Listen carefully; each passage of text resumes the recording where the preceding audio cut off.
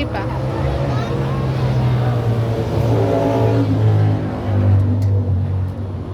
Okay. 25 seconds pa nga lang eh. Ay, wait, pala. Voice over ko lang. Hindi pa ako nagsasalita kasi ang anak ko ano eh. Hindi pa na tayo mag-usap para kunyari may kausap ka dyan. Oo, di ba? Oo, sige. 42 seconds pa lang. So take your time. Kailangan maging 1 minute siya. Kasi kung 1 minute yung tinatanggap niya eh. Tapos, Galing. Ayun ba yun?